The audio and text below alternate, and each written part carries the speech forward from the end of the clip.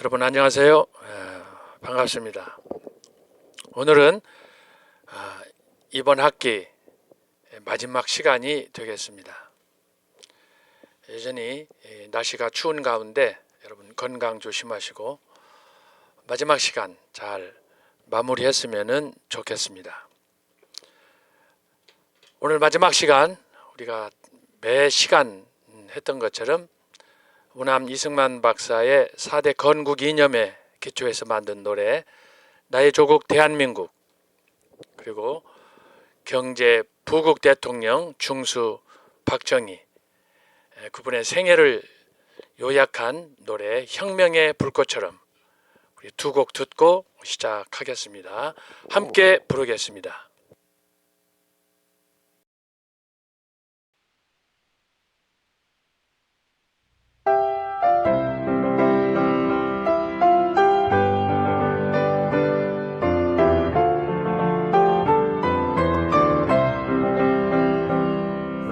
적한 노민족 운명 어깨 메고 열강들의 각축 속에 독립을 이뤘네.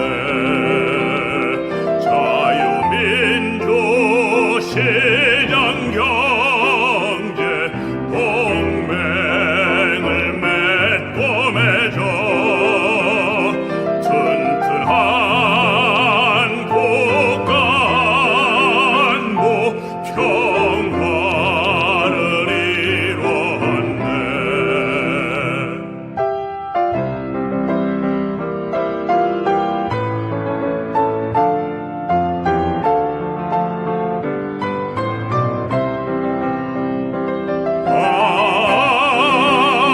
오남 이승만 나라 세운 건국 대통령. 오남 이승만 목숨 바친 대통령. 아름다운 나의 조국 불꽃처럼 타올라서 자손만대 영원토록 세계 속에 빛나라.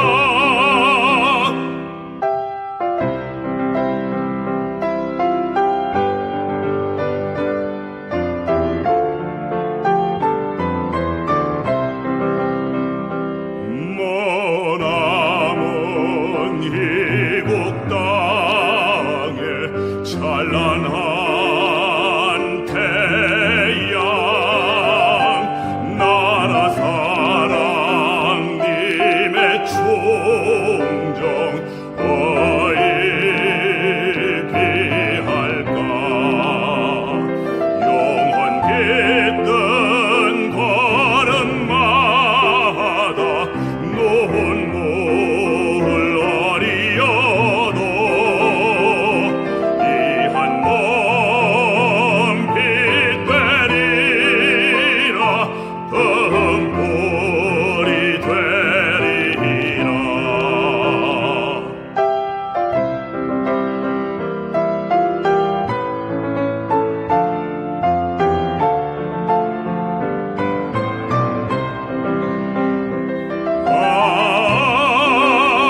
오남 이승만 나라 세운 건국 대통령. 오남 이승만 목숨 바친 대통령. 아름다운 나의 조국 불꽃처럼 타올라서 자손만대 영원토록 세계 속에 빛나라.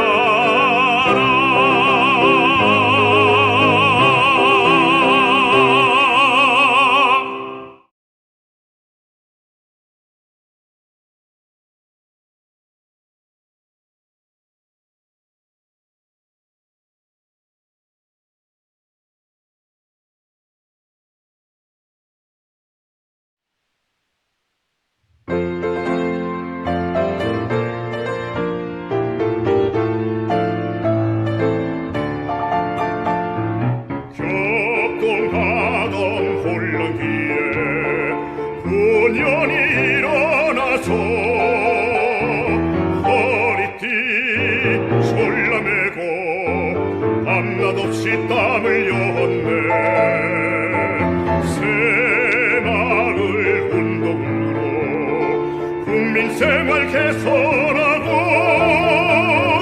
산업을 발전시켜 한강기적 이룩했네.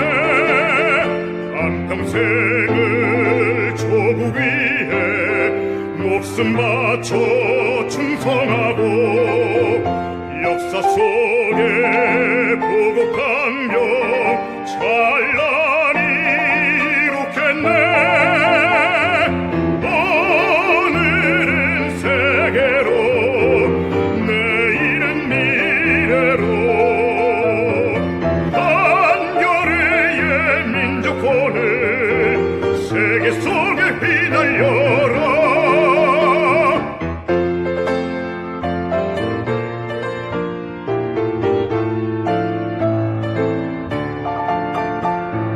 마을마다 도시마다 꿈과 희망 꽃 피우고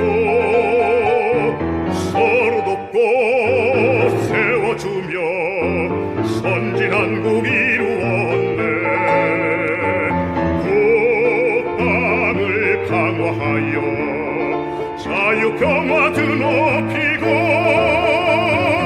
온 땅의 혁명의 뜻 불꽃처럼 펼치었네.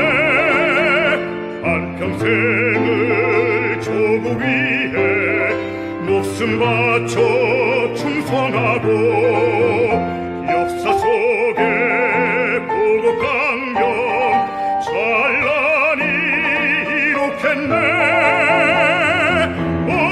오늘은 세계로 내일은 미래로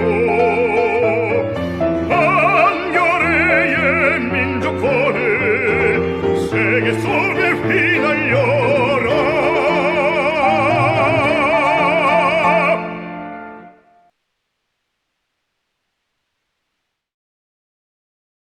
여러분 감사합니다. 자, 이 시간에는 이번 학기 마지막 시가 되겠습니다. 시로 여는 종교개혁사. 지난주에 이어서 한밤의 기도 두 번째입니다. 지난 2주 동안은 그야말로 우리 나라 시국 격동 자체였습니다. 그래서 광화문 현장에 여러분들도 함께 하셨겠지만 그걸 보면서 제 마음이 참담하였습니다. 그래서 시 두 편 지난주 이어서 오늘 한밤의 기도 두 번째 함께 낭송하고 강의 시작하도록 하겠습니다. 같이 함께 낭송합니다. 한밤의 기도 2. 5,000년 역사의 대한민국, 배신자 요나를 태운 요파 항구의 배처럼 풍전등화로 이대로 좌초할 것인가 아니면 도약할 것인가.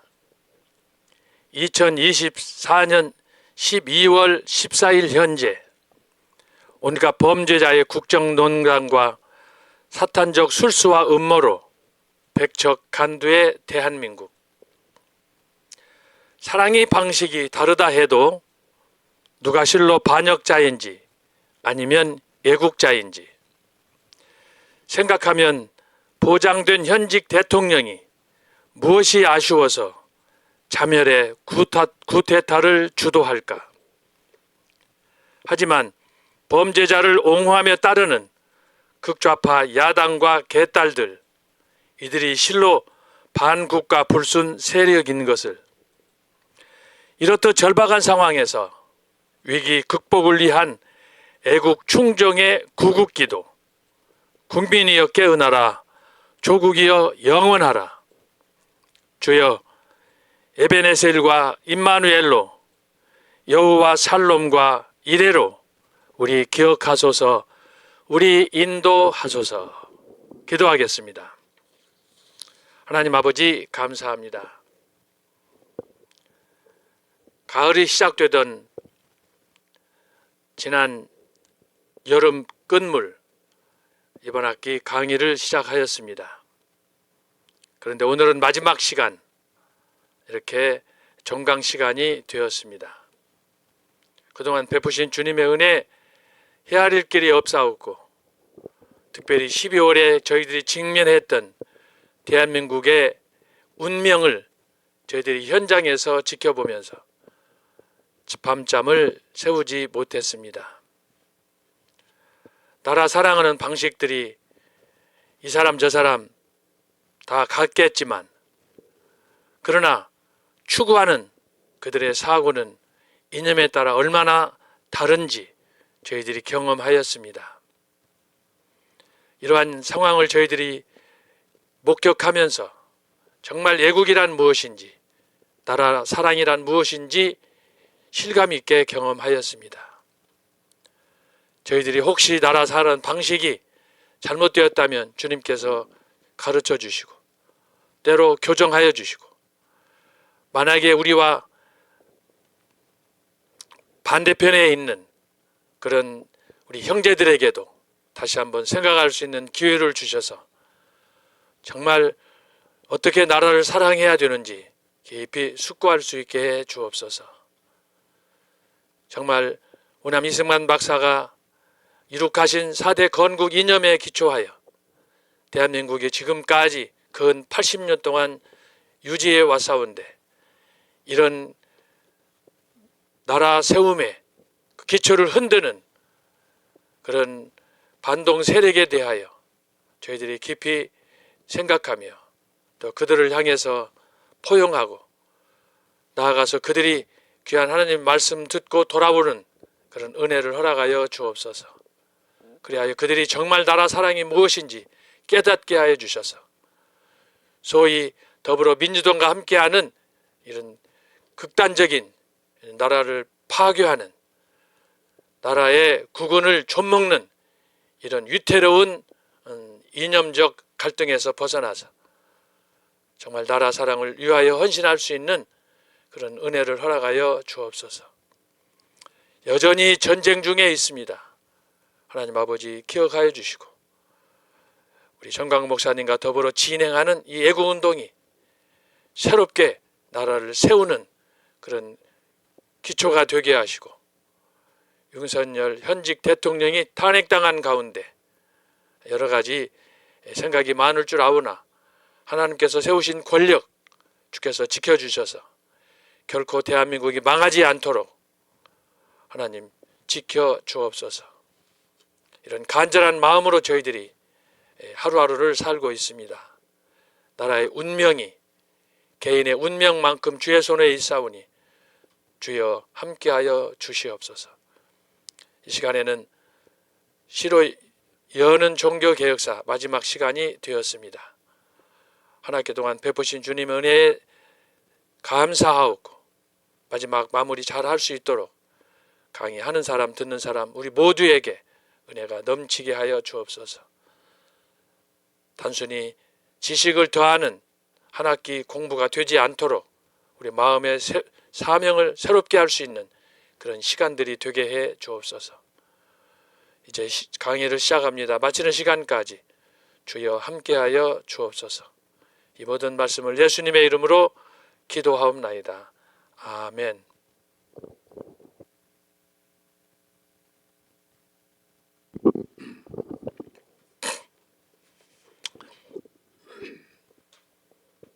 자, 지난 시간에 우리가 살펴본 그 내용들을 간단하게 살펴보면, 자, 종교개혁사,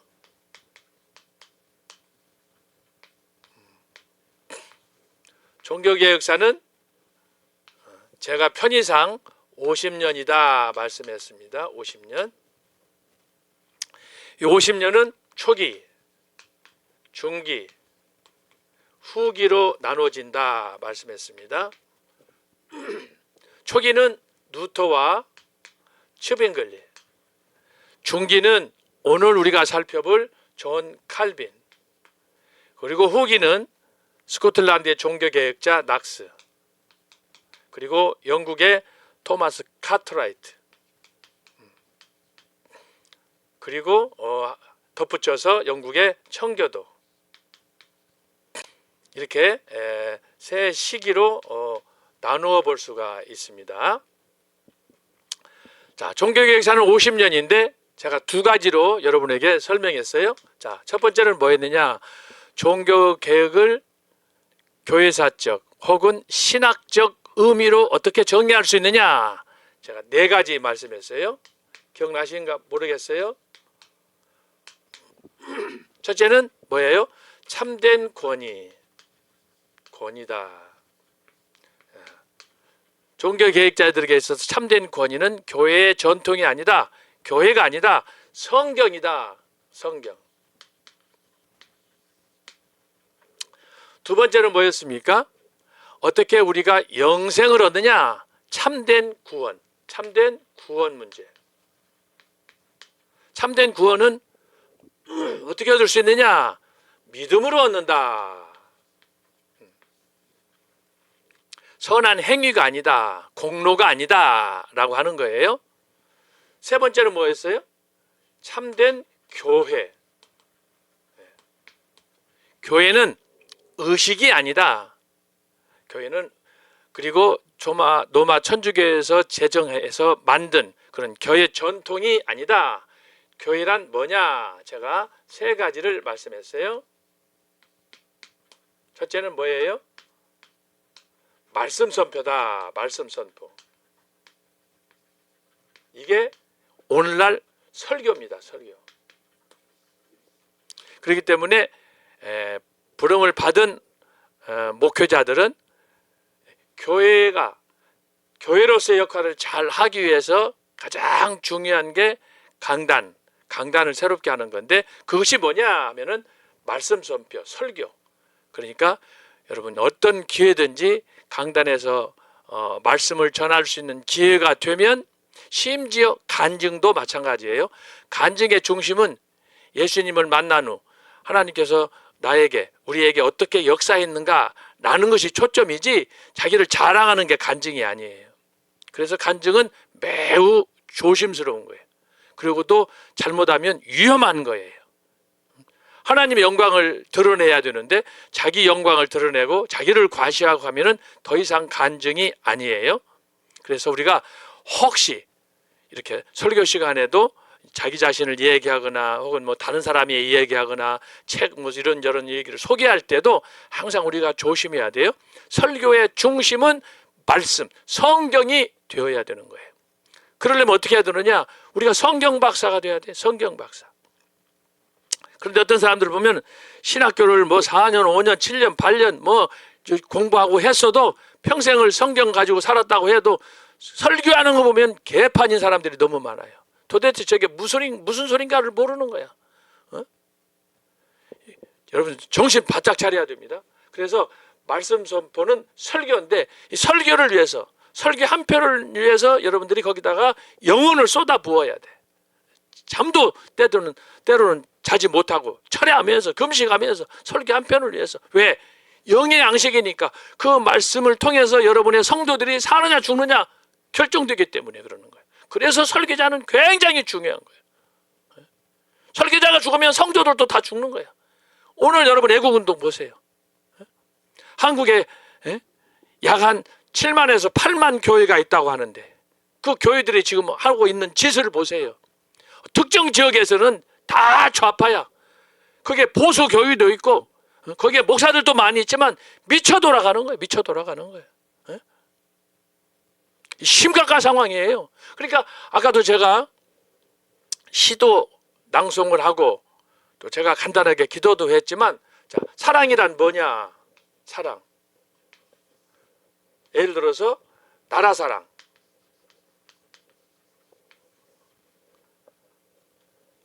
나라 사랑인데 나라 사랑을, 자, 제가 우리 애국 하시는 분들은 나라 사랑이 지금 어렵다, 위태롭다.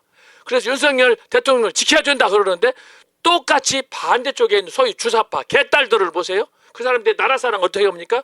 나라 사랑을 망조들게 하는 거예요. 망조들게 하는 거예요. 그런 놈들은 미친놈들이야. 제가 그 안에 지지자들 가운데서도 저의 친구도 있고 해서 제가 이렇게 확인을 해보니까 보통 심각한 게 아니에요. 그 사람들은 나라가 무너져도 상관없어. 그게 북한 지금 김정은이 아닙니까? 그래서 제가 가끔 그런 얘기 합니다만은 정말 김정은이가 좀 가라는 거야. 왜 우리마저 못 살게 하냐는 거지. 우리라도 잘 살게 해줘야지. 그래야 자손 만대 5천년 역사 계속될 거 아닙니까? 근데 나라 사랑이 완전히 극과 극으로 가는 거야. 좌빨 들은 나라 사랑이 나라를 망쳐들게 하는 거야. 예산도 줄이고 지들 배 벌리는 데는 막 그냥 증액을 하고 이런 미친놈들 어디가 있어요. 대통령 뽑아줬으면 대통령을 잘하도록 밀어줘야 되는데 거기다가 계속 장벽을 쳐가지고 세상이 탄핵이 뭐야. 내가 열받았었는데 여기까지만 하겠어요. 내가 지금 하자면 분통이 터져가지고 내가 그래서 잠자지 못해가지고 기도문을 지금 2편이나 지난주하고 오늘 쓴 거 아닙니까? 속이 터져가지고. 저만 그래요? 적어도 나라가 뭔가, 나라가 어떤 존재인가, 나라 없으면 여러분, 저와 여러분 교회, 가정 다 없어져요. 북한은 쉬게 된다니까. 북한은 한 놈을 위해서 살잖아요. 오직하면 가수 나훈아 씨가 얘기했잖아요. 그 뚱땡이 그 새끼를 위해서 어떻게 이렇게 나라가 미쳐가냐는 거 아닙니까? 테스형 노래가 그래서 히트친 거 아니에요. 심각한 상황이에요. 그래서 똑같이 사랑, 나라 사랑인데 나라 사랑하는 방식이 좌와 우가 너무너무 다른 거예요.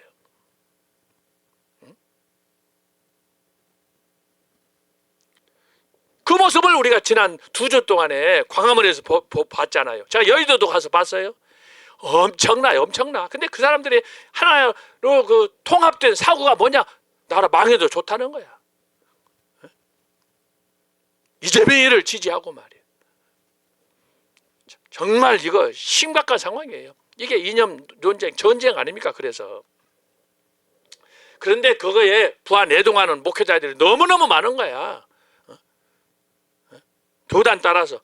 제가 종로 광화문에서 주말 행사 끝나고 종로로 와보니까 통합 측에 이 교단 길을 단 목회자들, 기장 측, 그 다음에 신부들, 특정 교회라고 했을 때는 저 종로 동대문에는 향린교회 청년들 다 여기다가 피켓 들고 그 안장 차고 말이 나와가지고 가는 걸 내가 봤어요. 한국 기독교 장로회 교단, 목회자들 가운 입고. 여러분, 나라 없으면 개들부터 죽어요. 가만히 둘 것 같아요? 나라 없으면 김정은이 공산체제 되면 제일 먼저 없애는 게 종교인들이에요. 지성인들이에요. 언론인들이에요. 다 쓸어가요. 정신 차려야 돼요. 정신 차려야 돼. 이걸 우리가 막기 위해서 지금 광화문에서 애국운동 하는 거 아닙니까? 나라 사랑하려면 똑바로 해야 돼. 똑바로. 그걸 우리가 감당하려면 교회다운 교회가 돼야 되는데 교회가 개판이야.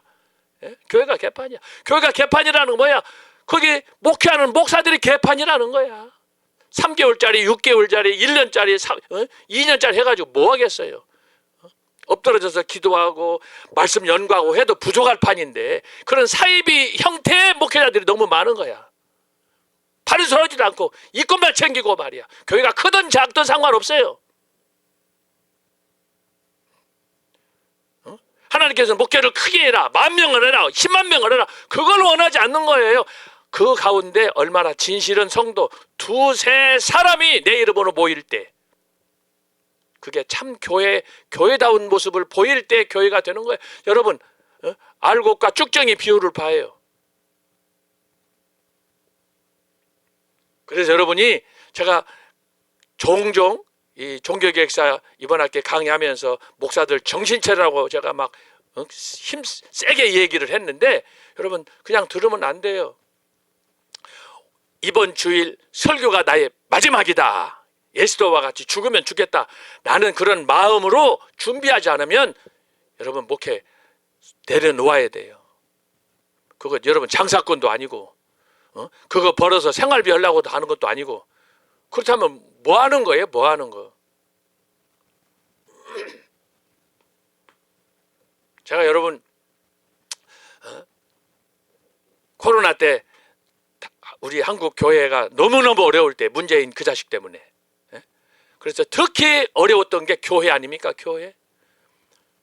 병원, 축구장, 극장, 식당은 다 오픈해서 다 영업할 수 있도록 해놓고 교회에서 그것도 주일날 예배 드리는 건데 그걸 통제시켜가지고 이 새끼 말이야.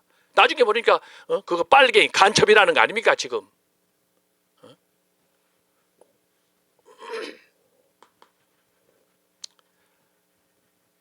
정말 우리가 정신 차리지 않으면 안 되는 거예요. 어느 역사에 이렇게 큰 위기가 있었습니까? 코로나를 통해서 하나님이 우리 한국교회를 시험했다고 나는 생각하는 사람이에요.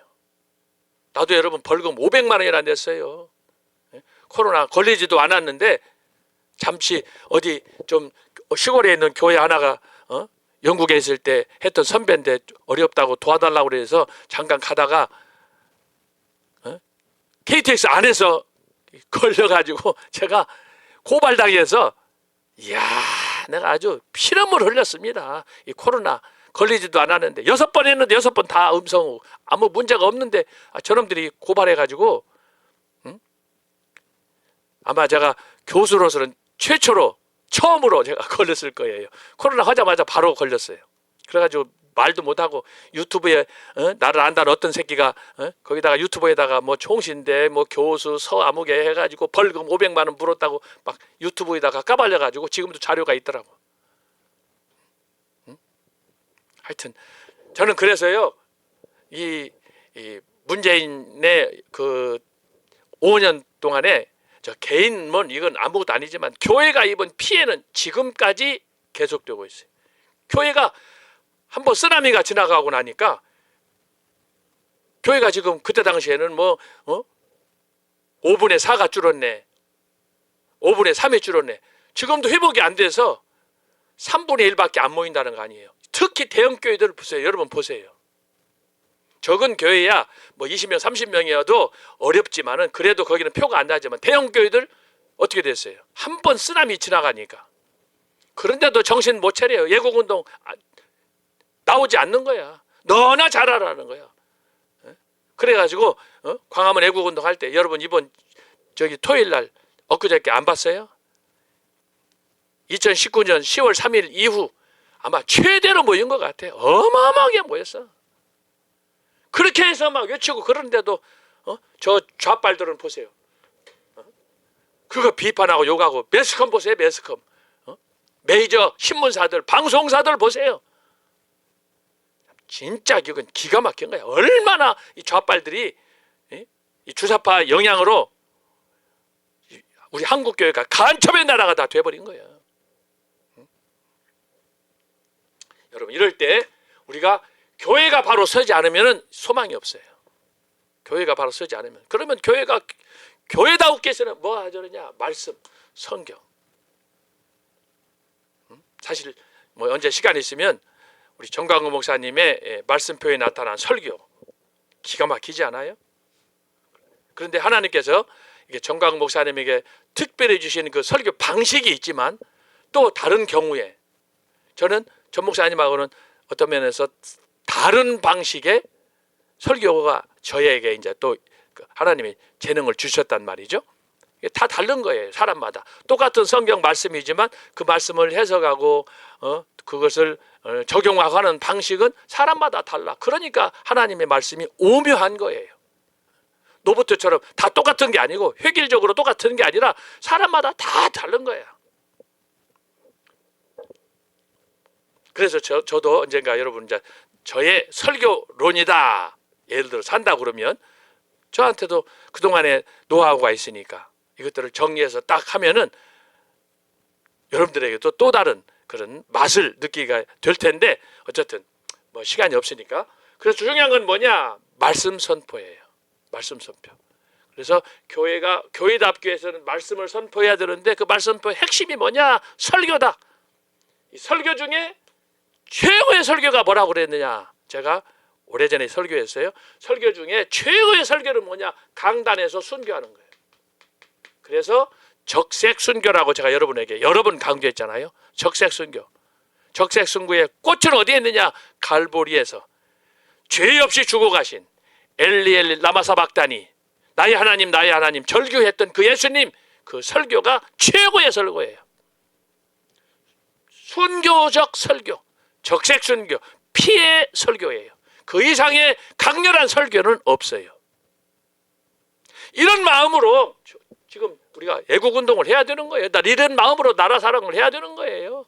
좌빨들은 그런 게 아니야. 그들에게 무슨 사랑이 있으며 그들에게 무슨 이런 순교가 있으며 그렇습니까? 희생이 있습니까? 오직 교회만이 할 수 있는 거예요. 교회만이. 그래서 여러분이 제가 이것을 얼마나 강조합니까?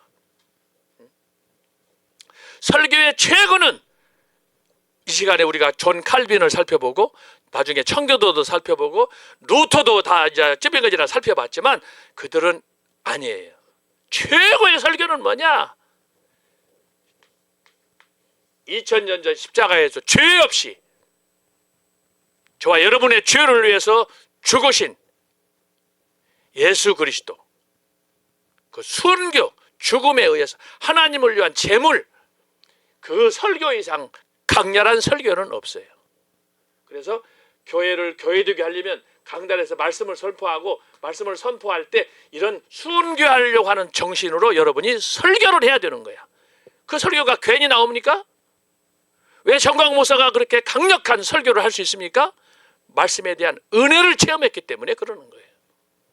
여러분, 목사라고 그래서 다 목사가 아닌 거예요. 교수라고 박사라고 다 교수 박사가 아닌 거예요.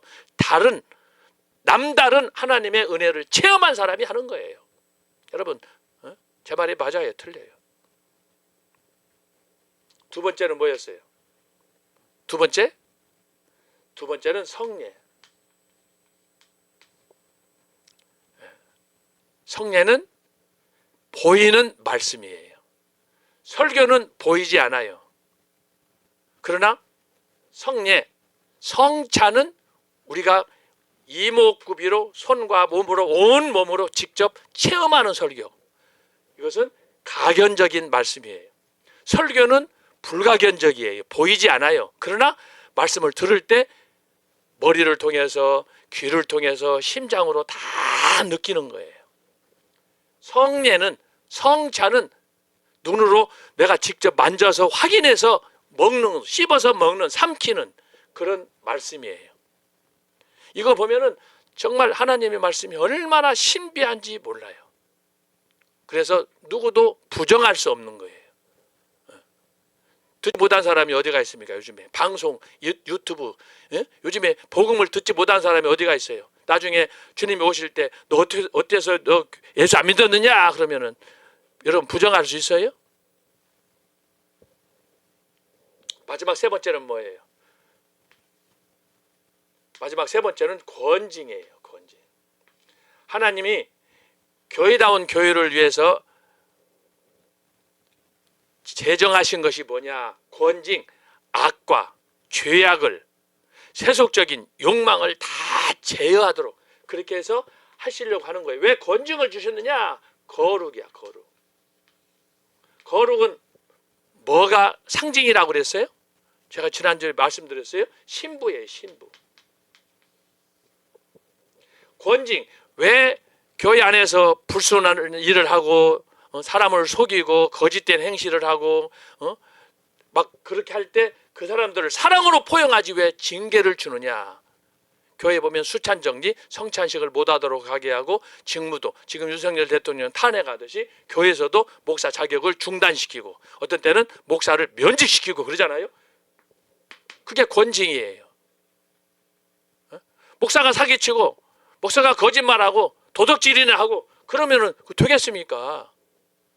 교회 성경에 법이 있는데 그것을 이렇게 법적으로 제도해서 넣은 사실이 뭐냐? 그것은 뭐냐? 그렇게 해서 교회를 거룩하게 당신의 신부들로 하얀 의의 옷을 입은 사람들로 보존하기 위해서 그렇게 하는 거예요.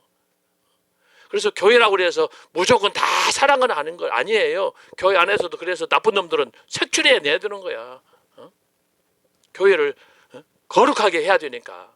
그러실 때 몸으로서 예수께서 십자가에 죽으실 때, 피 흘려 죽으실 때 정말 의로운 사람으로 거룩하게 변화된 사람으로 했는데 여전히 그런 잡종들이 여기 섞여 있다 하면 되겠어요? 이재명 같은 새끼가 여기 있으면 되겠어요? 뭐 분당에는 무슨 교회 다닌다고 그러고 거짓말이라고 집사라고 그러고 이런 빨갱이 새끼가 어디가 있어요? 이런 놈들을 잡아내는 거예요. 그래서 마태복음 25장에 나오잖아요. 기름을 준비한 그 5 신부, 준비하지 않은 5 신부. 그러는 거예요, 이게. 성경은 양과 염소로도 비유하고 다양한 방식으로 비유하잖아요. 그 하는 이유가 뭐냐? 거룩하라는 거야. 권징을 통해서. 왜 우리나라가 대한민국이 자유민주주의 그러면은 그렇게 참 번영하고 부흥하고 잘 살아가면 되지. 왜 그렇게 온갖 법을 만들고 규제를 하고 심지어 국회에서 그런 이런 야당들이 횡포를 부리고 그럽니까? 이건 그래서 좋은 나라 선진국일수록 그래서 이 사회적인 제도나 모든 민도가 높은 거예요. 그래서 법 없이 사는 나라가 되어야 되는 거예요. 이렇게 하는 이유는 뭐냐? 우리가 장차 하나님의 나라에 가게 되면 그 나라는 법 없이 사는 거예요.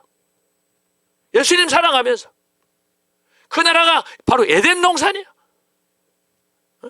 그 에덴 동산을 사탄 마귀가 파괴하고 하니까 다시 만들기 위해서 만든 것이 뭐냐? 시온산, 새 예루살렘이에요. 그것은 거룩한 하나님의 신부들만 가는 거예요.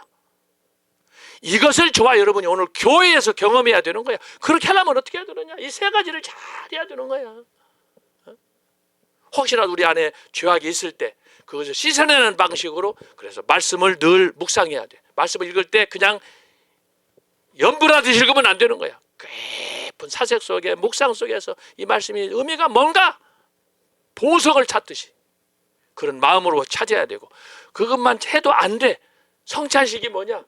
살과 피, 떡과 잔을 마실 때마다 예수님이 기념하라. 그래서 예수님이 2000년 전에 돌아가셨던 십자가를 생각하면서 늘 각성시키는 거야. 주여, 내 안에 있는 죄악을, 내 안에 있는 미움과 증오를, 탐심을 제거하게 해 주옵소서. 그러면서 십자가를 바라보는 거예요. 그래서 우리가 사도 바울처럼 나는 날마다 죽는다. 나는 예수 그리스도를 본받고 싶다. 그런 신앙에서 순교가 가능한 거예요. 이것이 그래서 지금 광화문에서 모이고 있는 이번 주 계속 지금 월요일부터 토요일까지 주일까지 지금 모이잖아요. 예배 드리고 오후 1시부터 저도 어저께는 헌법재판소 그 앞에 가서 했어요. 주옥순 대표랑.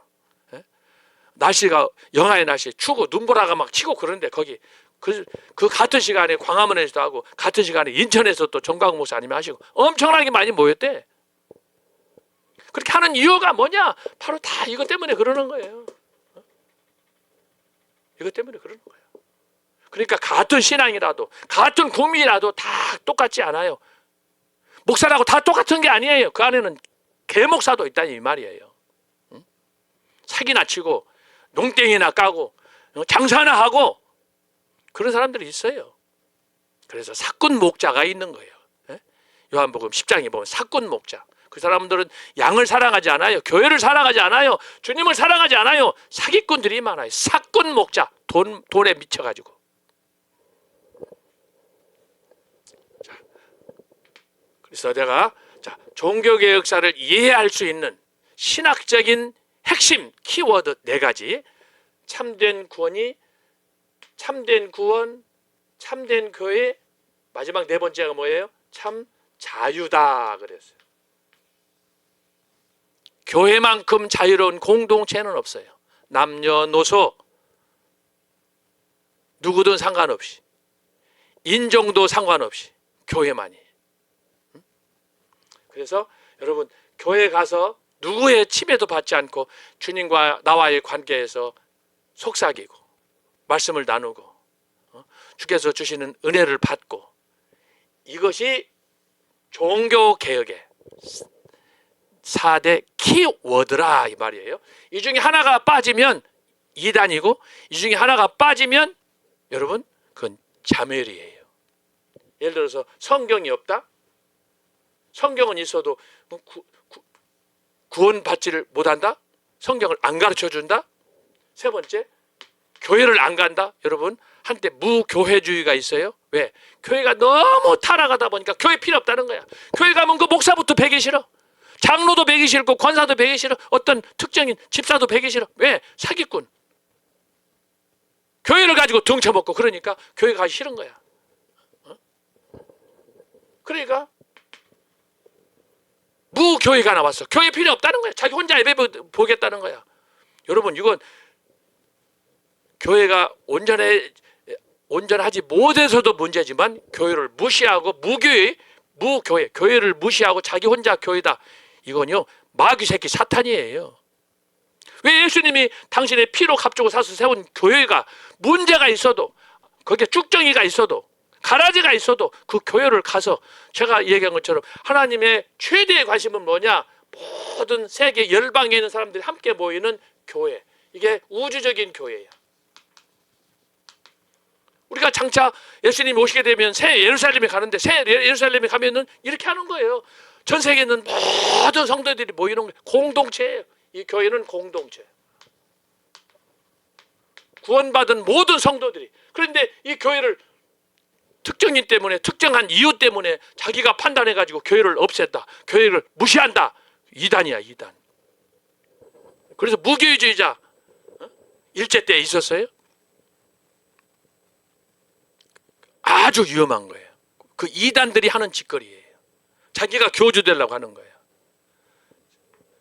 네 번째는 참된 자유예요.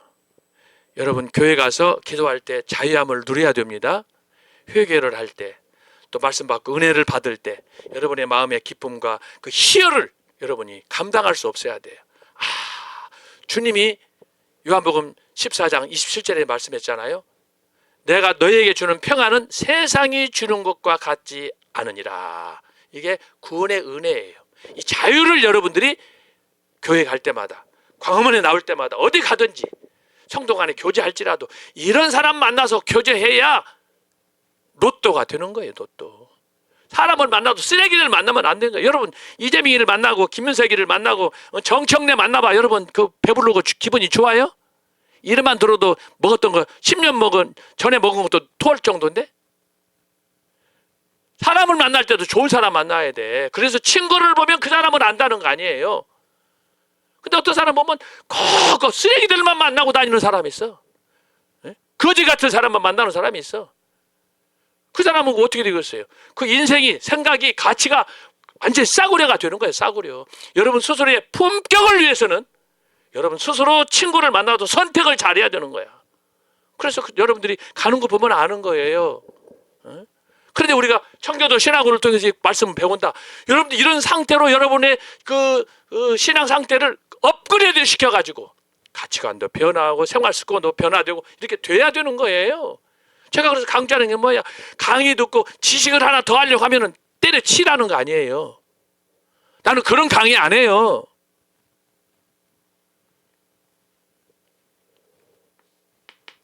참된 자유야. 그래서 여러분에게 이 자유가 어떻게 나타나느냐? 여러분 얼굴 보면 알 수 있어요. 강의를 들어도 기분이 뭐가 나쁜지 신경 쓰고 인상 쓰고 항상 온갖 질고는 다 지고 지는 사람처럼 얼굴은 쭈그렁 망탱이 돼가지고 그러면 되겠어요? 안 되겠어요? 기쁨과 감사가 넘쳐야지. 기뻐 뛰어야지. 이런 자유가 있어야 되는 거예요. 이것을 종교 개혁자들이 마틴 루터, 치빙글리, 칼빈, 낙스, 카톨라이트 청교도들이 이것을 네 가지 주제로 종교 개혁하게 되면 네 가지 주제로 딱 핵심 키워드로 만들어줬다라고 하는 거예요. 이것이 신학적인 주제라면 종교 개혁을 일으켰던 지도자들을 생각할 때 제가 얘기했죠. 적어도 4인방, 5인방은 여러분이 알아야 되는 거예요. 그래서 우리가 살펴본 게 루터를 살폈어. 그리고 치빙글리를 살폈어. 그리고 오늘 우리가 종교 개혁의 완성자라고 할 수 있는 칼빈을 살펴보는 거예요. 잘 여러분 집중해야 돼요. 자, 지우겠어요. 자, 그러면 제가 전전 시간에 말씀을 했는데, 자, 이 개혁자들의 신학 노선. 자, 개혁자 하게 되면은 칼빈.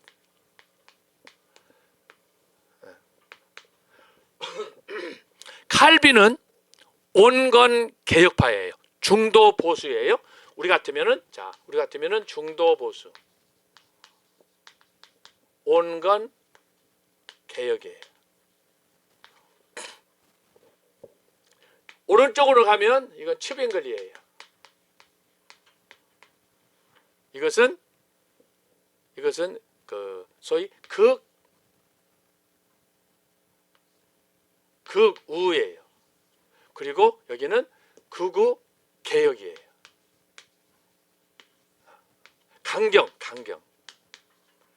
강경파예요. 강경파. 여기는 온건파고. 자, 이쪽으로 가면은 누가 있느냐 하면은 루터가 있어요. 루터. 그래서 종교 개혁자들을 이렇게 세 그룹으로, 시기도 세 그룹으로 나눠놨는데, 이 칼빈과 함께 이제 나중에 그 가는 사람이 바로 존 낙스, 테오도로 베자, 대부분 영국의 청교도. 자, 이렇게 묶어지게 되는 거예요. 그래서 이제 재밌는 것은 뭐냐 그러면 칼빈주의, 존 칼빈의 기독교 강요, 이렇게 신학이 정리되는 거예요. 그 정도로 칼빈의 역할이 막대하다는 거예요. 자, 그런데 여기서 왼쪽으로 가면은 루터가 있는데, 루터는 뭐냐 하게 되면은 이 사람은 자유주의자는 아니에요. 자유주의자는 아닌데, 이 칼빈하고 찌빙글리하고 봤을 때 루터는 뭐냐? 루터는 소위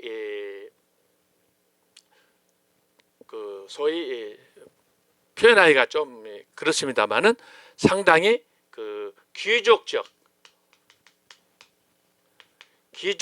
타입의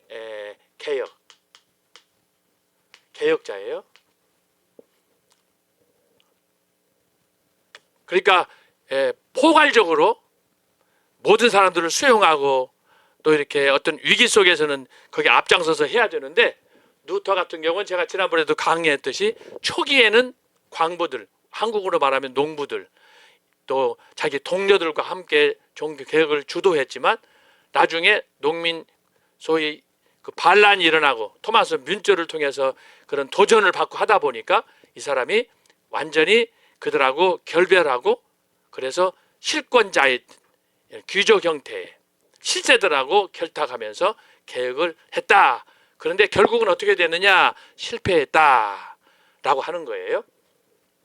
자, 이런 상황에서 존 칼빈은 중도 보수, 루터처럼 여기 루터에서 조금 더 나가면 이게 가톨릭이에요. 그래서 제가 말씀드렸죠. 가톨릭과 루터는 50보 100보다. 루터는 소위 그 가톨릭에서 배웠던 옛 신앙을 완전히 청산해야 되지만 청산하지 못하고 적당히 그것을 수용해 가지고 본질과 비본질, 내가 지난 시간에 말씀했죠. 본질, 비본질에서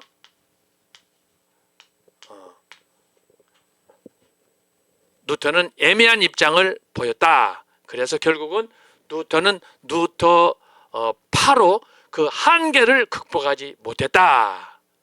그래서 루터는 결국 종교개혁의 봉화를 들었지만 그 봉화가 자신에게 의해서 완성되지 않고 칼빈에 의해서 완성돼서, 그래서 종교개혁하게 되면은 칼빈의 개혁으로 종교를 지켜야 되는 그런 결과를 낳게 되었습니다. 그래서 이렇게 종교개혁자들을 보면은 칼빈이 중심에 있고 양쪽으로 루터와 찌빙글리가 있는데, 이것을 구분하는 가장 중요한 게 바로 국가관과 그 다음에 성례예요. 성찬. 여기에서 이제 루터, 칼빈, 찌빙글리가 갈라지게 됐고, 초기에는 이렇게 아주 예리하게 루터, 찌빙글리, 칼빈이 했었지만 나중에 찌빙글리도 이제 칼빈의 제자였던 배자, 약 한 30년, 40년 이후에 결국은 찌빙글리도 칼빈에게 흡수돼서, 그래서 칼빈파, 찌빙글리파는 하나로 뭉쳐서 이제 교회 역사가 전개가 되는 거예요. 그래서 여러분이 그 칼빈과 찌빙글리는 범개혁주의, 칼빈의 이런 온건 중도 보수 개혁으로 다 모든 것이 그 뭐라 그럴까, 거기에 압축돼 가지고 여기서 이제 갈라져 나온 것이 바로 이제 개혁파고 그 다음에 장로파로 나온다. 장로파. 그래서 쯔빙글리식의 형태는 개혁파로 교리 중심이에요. 여기서 말하는 것은 교리예요. 교리. 그리고 여기 장로파 하는 것은 직제예요. 직제. 장로, 권사, 집사, 목사 하는 것처럼 이 장로, 당회를 중심으로 한 소위 당회. 이런 제도로 결국은 나가게 됐다. 그래서 통칭 칼빈주의 하게 되면은 쯔빙글리의 이 구구적인 강경적인 신학적 기초까지가 다 칼빈에게 흡수되어 가지고 종합됐다. 그래서 칼빈은 그 신학 전체가 굉장히 광범위한 그리고 매우 포용적이고도 소위 온건한 그런 제도로 발전하게 됐다라고 하는 것입니다. 자, 이런 간단한 서론적인 그런 내용을 여러분들이 염두에 두고, 자, 오늘은 여러분 강의안 보시면 존 칼빈과 스위스 종교 개혁에 대해서 우리가 살펴보도록 하겠습니다. 가능하면 오늘 이 강의를 다 끝내려고 합니다. 서론 읽고 건너뛰도록 하겠습니다. 서론을 보겠습니다. 16세기 종교 개혁은 한 수도자의 회심을 통해 독일에서 발생하였습니다. 이것은 루터를 얘기하는 거예요. 한 수도자의 회심을 통해서 독일에서 발생했다. 그 후 유럽의 개혁운동은 급속도로 전 유럽에 확산되었고, 이렇게 급속도로 유럽에 확산된 것은 뭐냐? 구텐베르크의 인쇄술이 한 몫을 했다라고 하는 거예요. 2달 만에 전 유럽을 아주 충격에 빠뜨렸어요. 거기에는 인쇄술의 발달이 아주 결정적이었다. 새로운 지각 변동을 예고하였다. 이런 변화는 독일과 남부 스위스, 네덜란드 그리고 영국으로 확산된 개혁운동에서 확인할 수 있습니다. 이 모든 지금 여기서 말하는 건 뭐냐? 이것의 기초는 바로 칼빈의 영향이었다라고 하는 거예요. 이런 급박한 개혁의 전개 속에서 존 칼빈이 등장하며 이 운동이 세계적인 운동으로 자리를 잡을 수 있게 하였습니다. 그리하여 칼빈은 종교개혁의 한 지역을 탈피, 전 세계로 확산되게 한 격동기 유럽을 선도한 신앙적 지도자였습니다. 마틴 루터가 개혁의 봉화를 들었다면 칼빈은 이 개혁을 확고히 정착시킨 완성자였습니다. 이후 그는 개혁자요, 신학자요, 저술가로서 또한 설교가요, 목회자로서 역사적 개혁교회의 대부가 되었습니다. 따라서 16세기 종교개혁은 기독교회사뿐 아니라 일반 역사에서도 매우 중요한 사건으로 취급되었습니다. 이제 교회는 가톨릭적 권위와 의식적 전통의 오란 속박에서 벗어나 말씀에 기초한 새로운 개혁적 전통의 확립에 박차를 가하였습니다. 이로써 전 유럽에 질풍처럼 번져가는 개혁의 불길을 그 어떤 세력도 막지 못하였습니다. 그런데 종교개혁은 확장 과정에서 다양하게 발전하였습니다. 예를 들면 개신교 초기 개혁은 루터를 중심으로 루터파를, 그리고 스위스의 칼빈을 중심으로 개혁파 교회를 태동시켰습니다. 자, 이것을 여기다가 제가 지금 요약해서 정리한 거예요. 루터파, 쯔빙글리파, 칼빈파. 여기에는 아직 교단이 극히 한 3개, 4개 정도인데, 지난 시간에도 말씀했지만 감리교, 침례교, 성결교, 구세구는 18세기예요. 이후 200년이 지난 다음에 형성되는 거예요. 그래서 여러분이 이 혼란이 없도록 하시기 바랍니다. 자, 이같이 구별된 개혁의 양상은 개혁의 원리와 방법에 따른 신학적 원리와 결과에서 비롯되었습니다. 그런데 개혁파 교회 안에서 또다시 두 계열로 나뉘어 하나는 쥐리시를 중심으로 한 쯔빙글리의 개혁운동과 다른 하나는 제네바를 중심으로 한 칼빈의 종교개혁이었습니다. 제가 이미 설명을 했는데 여러분 잘 정리하시기 바랍니다.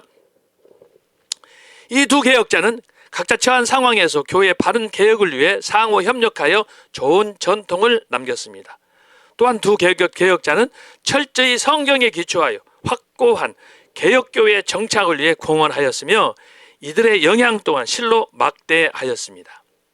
예를 들면 스위스 화란, 영국의 청교도, 스코틀랜드의 장로교도들, 미국의 청교도들은 이들의 도움에 많은 영향을 입었습니다.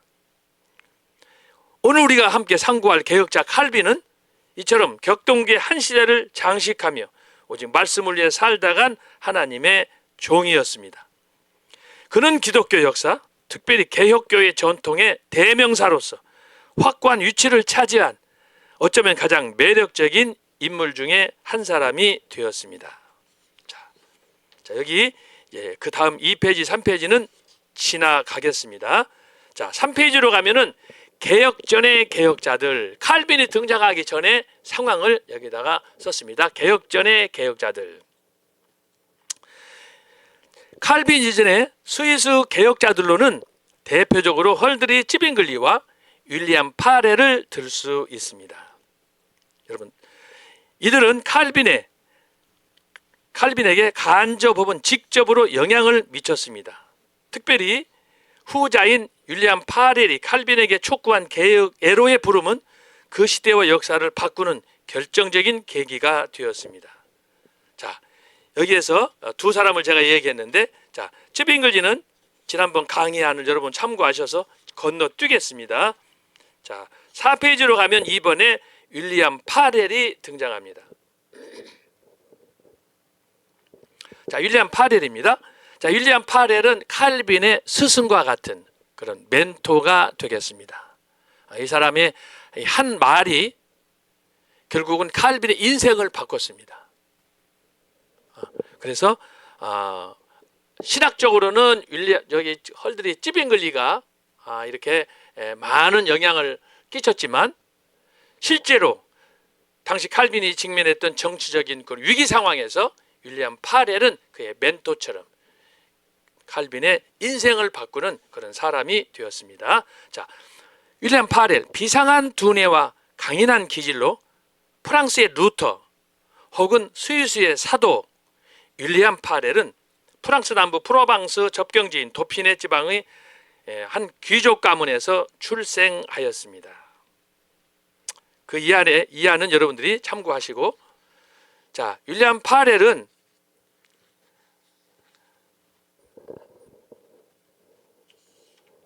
프로방스라고 했는데, 프로방스는 현재 프랑스의 남부 지방이에요. 그래서 주로 이제 이곳은 바캉스 가는 그 뭐라 그럴까, 휴가, 유럽에 혹은 뭐 전 세계에 좀 재벌들, 돈 있는 사람들이 거기에 별장을 지어놓고 그곳에서 여름 한때를 보내는 그곳이 되겠습니다. 프로방스. 우리나라에도 프로방스라는 이름을 딴 그런 가게, 식당, 뭐 이런 것들이 너무나 많습니다. 뭐 음악 홀이라든지 이런 옷 파는 그런 것이라든지 뭐 이런 커피숍 같은 이런 그 프로방스라는 지역이 너무너무 낭만이 있는 곳이기 때문에 그곳에서 이제 태어나 자란 그런 사람이 되겠고,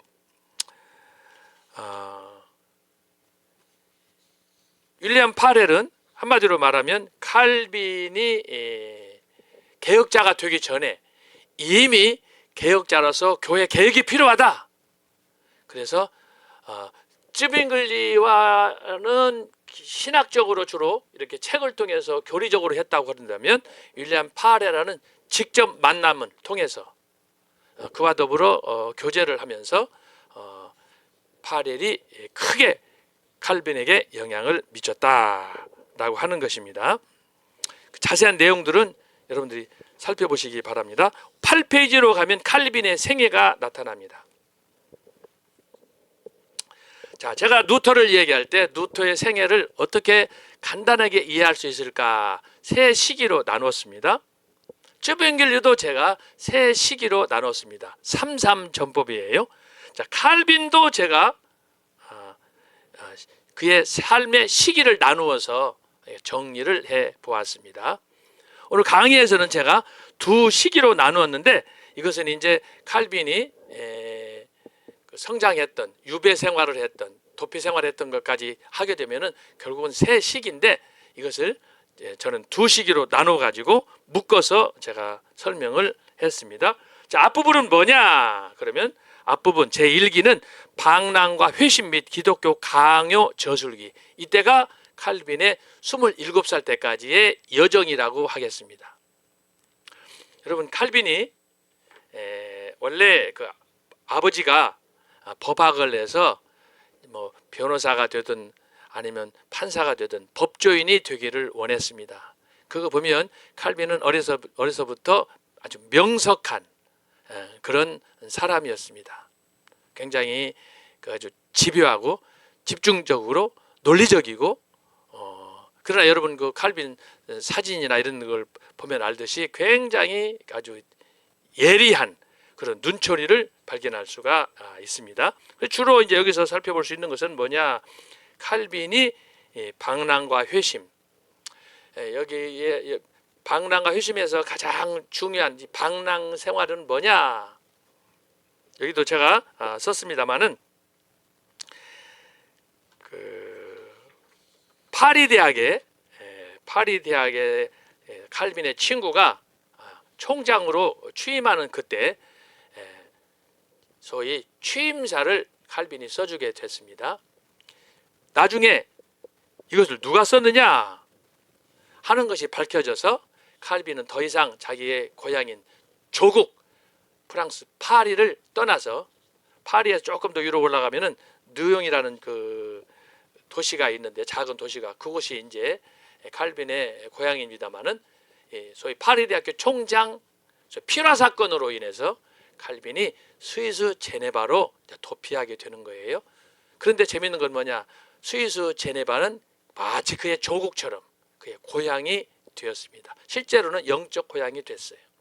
그래서 그는 그곳에서 그의 일생을 마치게 되었는데, 자, 그렇게 해서 이제 유명한 사건이 바로 칼빈의 소위 피라 사건, 프랑스 파리 대학교의 총장 취임사 이건으로 인한 사건이 생기게 되었습니다.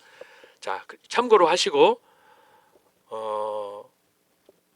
어쨌든 칼빈은 법학을 연구하여 좋은 스승들을 만남으로 인해서 마침내 이제 법학사 학위를 받고, 그리고 참 사회적으로 인정받는 그런 지성인, 당대의 지성으로 부각됐다라는 것을 알 수가 있습니다. 그런 가운데 그가 이제 회심을 체험하게 되는데, 그의 그 회심에 대한 그 기록을 보게 되면은 시편에 나옵니다마는, 그냥 우리가 예수님을 만나서 회심을 한다 그러면 처음부터 미리 각본이 딱 되어 있어서 너는 몇 시 언제 어디서 이렇게 한다, 그런 게 없잖아요. 전혀 계획 없이 어느 한 순간에 나타나니까. 대표적인 게 사도 바울 아닙니까? 다메섹 도상에서 사도행전 8장 9장을 보게 되면 그게 나타나잖아요. 근데 자기 일상적인 계획을 따라서 다메섹에 예수 믿는 자들이 증가한다. 사도행전 7장에 보면 이미 스데반의 순교를 보고 그걸 봤음에도 불구하고 사울이라는 사람이 마음이 분개가 생겨서, 그래서 추가로 다메섹에 소수 그 기독교 공동체가 부흥한다는 소식을 듣고 그 사람들을 박멸하기 위해서 가던 중에 다메섹 도상에서 사울이 예수님을 극적으로 만나게 되는데, 이건 어떤 그런 그 사울의 당시의 삶 속에서는 전혀 계획이 없던 건데 갑자기 돌발 사태로 발생하는 것처럼, 마치 칼빈도 회심이 뭐 그와 같이 극적인 건 아니었지만 루터와 같이 그런 드라마틱한 큰 고민을 하고 뭐 이렇게 해서 밤새면서 기도하고 이런 건 아니었지만, 어쨌든 그가 회심을 비교적 자연스럽게 체험하게 됐다라고 하는 것입니다. 그래서 거기 9페이지 2번에 보면은 칼빈의 회심이 나와 있습니다. 여러분들이 참고하시고, 덧붙여서 니콜라스 꼬비라는 그의 동료 프랑스 파리 대학교 총장 취임, 그것을 제가 기록하였습니다. 그리고 10번에 가면은 10페이지 가면은 3번에 칼빈의 기독교 강요, 당시 27살의 이 그 절을 서술하였습니다. 한참 아래로 가야 돼요. 네, 됐어요. 자, 칼빈의 기독교 강요. 원보 칼빈의 기독교 강요 프랑스어, 원본은 프랑스어고 그 다음에 영어로 이제 그 미국 학자들이 번역을 했는데 원본 자체가 상당히 방대합니다. 물론 처음에는 작게 조그마하게 이렇게 썼습니다만은 초판, 재판, 3판, 4판, 5판 가는 과정에 계속해서 증보가 돼가지고 나중에는 최종판은 1559년에 쓴 최종판은 상당히 초판에 비해서 더블로 늘어나는 굉장히 증편이 되는 그런 내용으로 이제 구성이 되는데 그 모든 순서는 성경의 원리, 사도신경의 원리를 따라서 기독교 강요가 저술이 됐습니다. 됐는데 오늘 여기 보면은 제가 10페이지에 칼빈의 기독교 강요, 자 이건 굉장히 중요하니까 한번 몇 줄만 읽어보겠어요. 당시 프랑스 왕 프란시스 1세는 복음주의자들을 핍박하고 그들을 제세례파로 낙인 찍었다. 자 이것은 여러분에게 신학적 해석이 좀 필요합니다. 제가 지우고 다시 설명하겠습니다.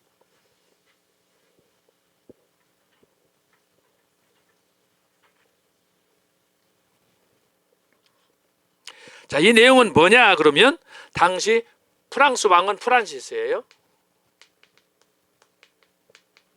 1세. 이게 프랑스.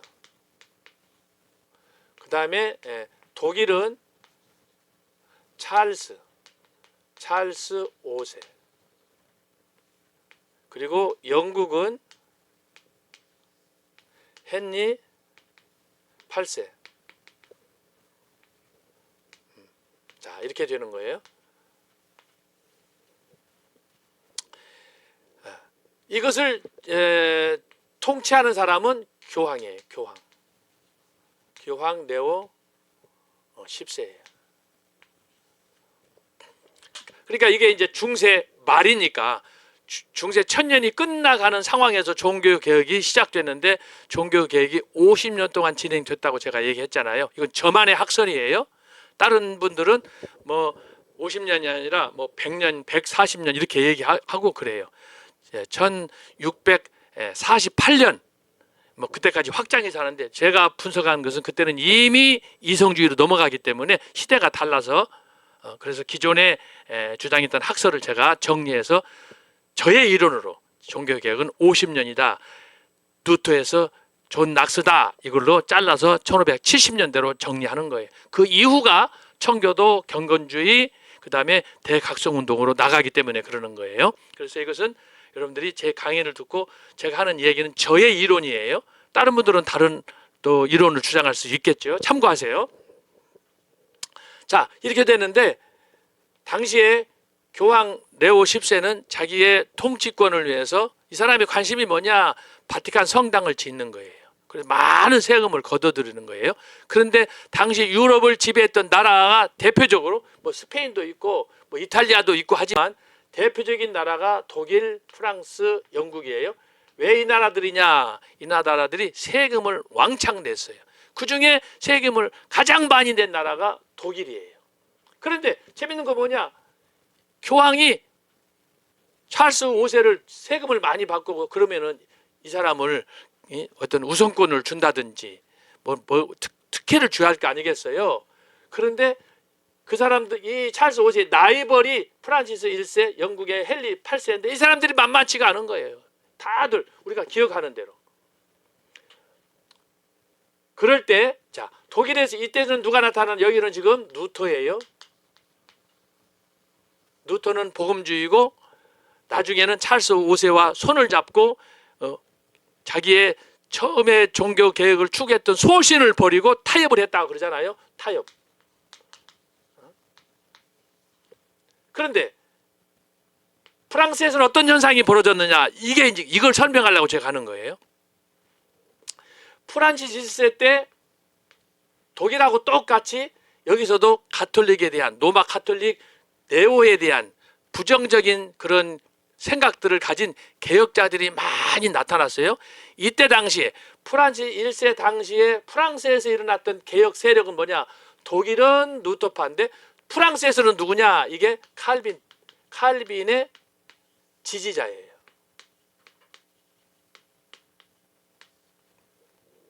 여기에서는 지금 일부 제세례파도 등장했어요. 제세례파.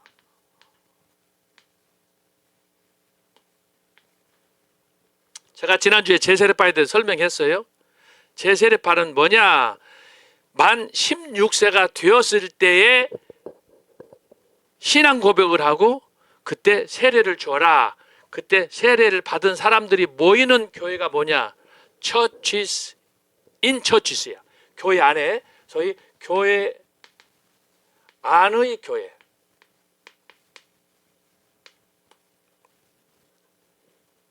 그래서 자기들만의 공동체를 주장했어요. 근데 나중에 어떻게 되느냐? 자기들 스스로 제세례파, 장로교회나 다른 교회를 다니던 사람들이 세례를 받았는데 다시 세례를 주었어요. 그게 제세례파예요. 그런데 그렇게 해서 자기들끼리 자기들 나름대로의 공동체를 만들었음에도 불구하고 그러면 어떻게 해야 돼요? 그렇게 세례 받은 사람을 다시 세례 주어서 자기 교회로 받아들여서 자기 멤버십을 갖게 하고 교회를 봉사한다. 그러면 어떻게 됐어요? 교회 안에 교회는 천국이 돼야지. 그렇죠? 뽑아가지고 세례를 다시 주어서 이렇게 신앙 고백을 하게 했으니까. 그런데 어떻게 되느냐? 이 사람들이 결국은 타락했어요. 윤리적으로, 도덕적으로, 집단적으로 타락했어요. 그래서 제세례파는 스스로 나중에 괴멸하는 거예요. 쇠퇴하는 거예요. 소위 말하면 요즘 우리식으로 말하면 완전주의를 추구했어요. 완전주의. 그래서 자기들은 교회 안에 교회라 이거야. 선택받은 사람들 중에 선택받았다는 거야. 특수하던 사람이라 이거죠. 그럼 어떻게 되겠어요? 그러면은 완전히 천국이 돼야지. 그게 지도자들부터 모든 성도들이. 그런데 이 사람들이 어떻게 되느냐? 교회와 국가 간의 분리를 주장해가지고 교회 나라가 하는 일을 전혀 협조도 안 하고 자기들끼리만 저희 폐쇄주의로 가는 거죠. 이들이 추구한 완전주의는 폐쇄주의야. 그래서 괴멸하는 거예요. 괴멸. 그래서 여러분 신앙에 혹시라도 저와 여러분 가운데 스스로 완전주의를 추구하면 굉장히 위험한 거예요. 스스로 쓴 줄로 아는 사람은 넘어질까 조심해야 되는 거예요. 그런데 통칭 제세례파는 자기들 나름대로 교회 안에 교회다. 그래서 기존에 세례 받은 거 다 모여. 그래서 16세가 된 사람들에게만 다시 세례를 주도록 하고 다른 교회 온 사람들. 그래서 제가 지난주에 장로교에서 얘기하는 유아세례, 구약의 할례제도 이걸 여러분한테 설명을 드린 거예요. 그런 면에서 아까 말한 칼빈은 온건바다 제가 얘기하잖아요. 그걸 포용하는. 자, 그랬는데 여기에는 프랑스에서는 독일하고 전혀 다른 상황이 발생하는 거예요. 독일에서는 루터파가, 거기는 칼빈이 고향이 아니니까, 거기는 루터의 고향이니까, 비텐베르크를 중심으로. 그래서 루터가 이렇게 개혁을 하고 찰스 5세와 협상을 하고 타협을 했지만 결국은 안 됐는데 이 지지 세력들이 뭐냐? 복음주의라고 복음주의로 알려진 거예요. 이반젤리컬스 알려져 있었어요. 루터의 지지파. 그랬는데 칼빈이 듣자 하니까 프랑스 칼빈이 이제 이때만 해도 제네바 있어요. 스위스 제네바. 스위스 소문을 듣자 하니 프랑스에서 프란시스 1세가 자기를 지지하는 소위 성경의 기초에서 바르게 말씀을 주장하는 사람들을 박해를 하는 거예요. 그래서 프란시스 1세가 칼빈의 신학을 추구하는 소위 말해서 소위 개혁자들 이 사람들을 박해하는데 왜 박해하느냐? 이 사람들이 루터가 독일에서 개혁을 부르짖은 것처럼 프랑스에서는 개혁자들이 칼빈의 지지자들이 프랑스 1세에 대해서 우리도 개혁하자 이렇게 하니까 프랑스 1세가 여기서 헷갈리면 안 돼요. 프랑스에서 개혁을 주장하는 칼빈의 후예들, 개혁자들을 박해했어요. 저 새끼들 다 죽이라는 거야. 그랬는데 프랑스에서 개혁을 주장하는 사람들을 박해하면서 동시에 독일에서 종교 개혁을 추구한 루터파에 대해서는 지지를 보내는 거예요. 그러니까 이게 말이 안 되는 거지. 그래서 여러분 요즘 정치 상황하고 같은 거예요. 자기가 살라고. 지금 제가 얘기했잖아요. 교황 네오 10세에게 잘 보여야 돼. 권력을 둘러싸고 독일, 프랑스, 영국, 찰스, 프란시스 1세, 영국의 헨리 8세가 라이벌이 됐다고 그러잖아요. 교황에게 잘 보여야 자기가 계속해서 권력을 유지할 수 있으니까. 이거 하나로. 그래서 결국은 뭐냐. 찰스 5세가 라이벌 중에 라이벌이야. 돈도 많이 내고 헌금도 많이 내고 교황이 가장 인정을 하고 그런 상태니까, 그런 상태에서 프란시스가 보니까 자기 자국에서 일어난 개혁자들은 박해하면서, 그러면서 독일에서 개혁을 한 루터파의 지지자들에 대해서는 지원을 하는 거예요. 왜? 찰스 5세가 라이벌이니까. 이게 정치라고 하는, 그래서 더러운 거예요. 요즘에 보세요. 요즘 우리 현실을 보면 그대로 알 수 있어. 이재명이 하고 사법부, 입법부, 행정부 여러분 보세요. 대통령이 세운 내각 장관들 이 병신들이야. 저도 봤습니다마는 다 강조들 세워놓고 국회에서 얘기하는데 한 사람만 김문수 노동장관만 딱 해가지고 내가 윤석열이라는 거야. 야 여러분 이건 폭탄 선언이에요. 폭탄 선언. 다른 장관들은 다 병신 찌라시들이야. 그래가지고 그걸 본 우리 이제 광화문에 있는 몇 분들하고 대화를 나누다 보니까 저것들 이번에 윤석열 대통령 헌법재판소에서 이제 기각해가지고 다시 복귀하게 되면 싹 잘라버려야 되는 거야. 군인들도 줄 서, 장관들도 줄 서, 국회도 줄 서, 국민의힘도 줄 서. 이번에 드러나 버렸잖아요. 그래서 싹 정리해가지고, 그래서 여러분 한 번 배신한 놈은 또 배신하는 거야. 안철수는 왜 그래? 왜? 조경태는 또 왜 그러고? 왜? 여러분 많이 배우고 정치 경력이 있고 없고 이거 중요한 게 아니야. 사람의 사고 자체가 처음부터 잘못되면, 기초가 잘못되면 빨간물을 먹으면 그럴 수밖에 없는 거야. 왔다리 갔다리 철새 중에 철새야. 철수는 철수도 안 해. 한두 번 철수한 것도 아니야. 이건요 한국 지성 사회를 모독하는 거예요. 똑똑한데 다 해놓고 말이야. 나라가 어려울 때 결정적인 순간에 배신하고, 야 첫날 탄핵할 때 보니까 그거 국회의사당 국회 앉아가지고 혼자 딱 있는데 싸다고 그냥 한 100대는 돌려 쳐버리고 싶더라고. 얼굴 보니까 막 증오심이 생겨. 예수님은 원수까지 사랑을 하고 그랬는데 그런 마음이 없어져 버렸어.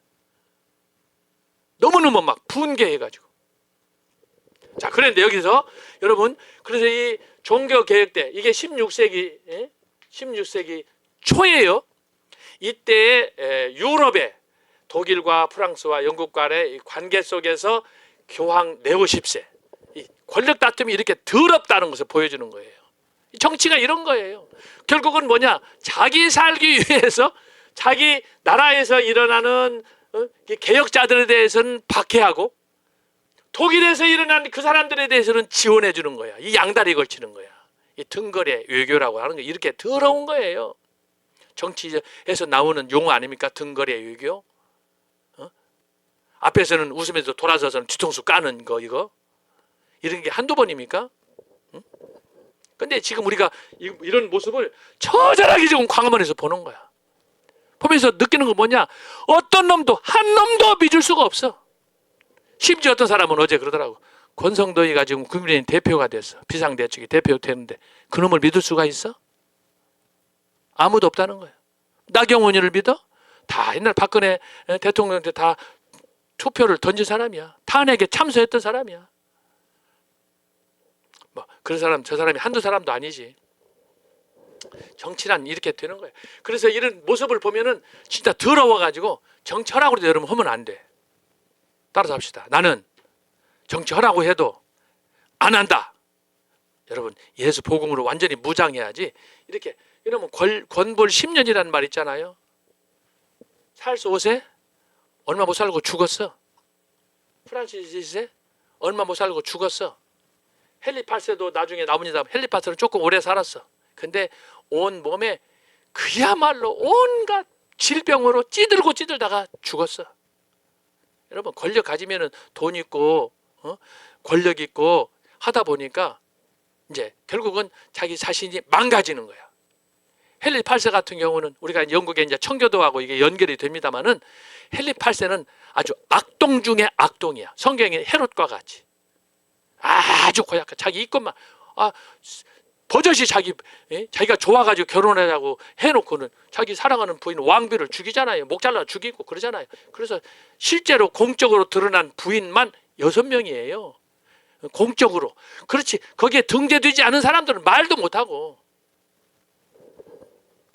그런데 지금 여기 칼빈과 관련해서 여러분 지금 하는 거예요. 자, 이걸 왜 내가 설명하느냐? 이런 상황 속에서 기독교 강요를 칼빈이 쓰기 시작하는 거예요.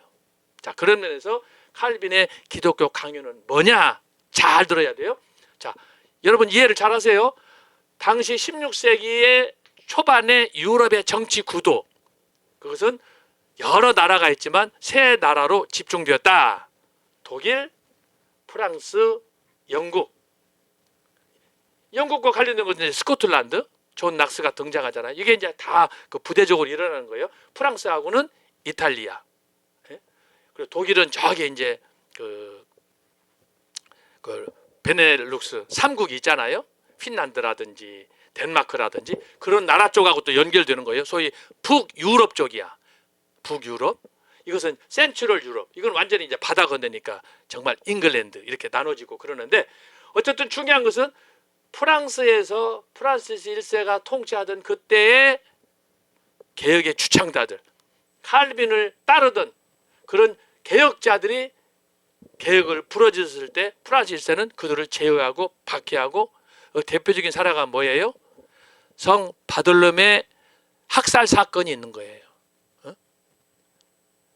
바돌롬의 1592년에 일어났던, 그때 현장에서 죽였던, 파티를 해가지고 모두가 다 마치 1년 전에 이스라엘에서 2023년 10월 7일 날 토요일 날 안식일 날 이스라엘의 청년들이 그렇게 페스티벌을 하고 있을 때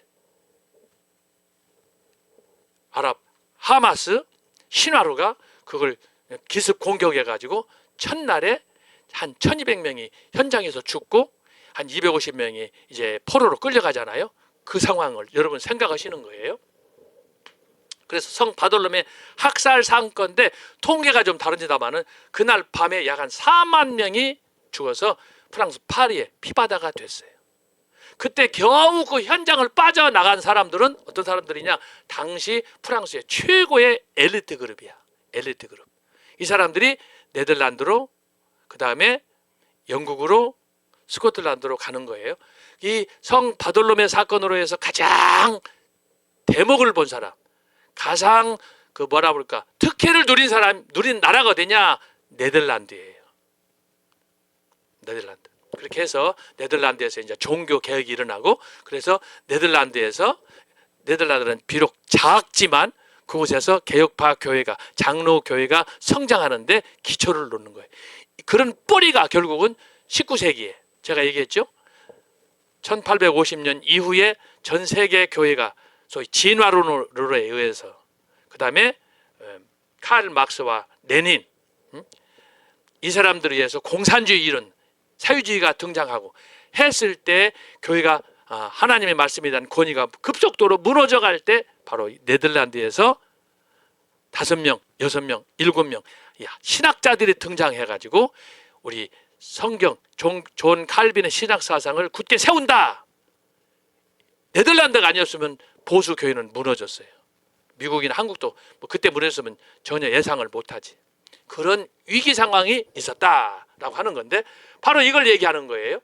그래서 지금 이 독일과 프랑스 찰스 5세와 프랑스 1세와의 이 정치적인 역학관계를 여러분이 알아야 되고, 그래서 프랑스 1세가 자국에서 일어난 소위 개혁파들에 대해서는 핍박을 하고 박해하고, 반대로 독일에서 일어난 사람들은 루터파는 지지했어요. 왜? 찰스가 왼수니까. 그래서 권력이란 더럽다라고 하는 걸 얘기하는 거예요.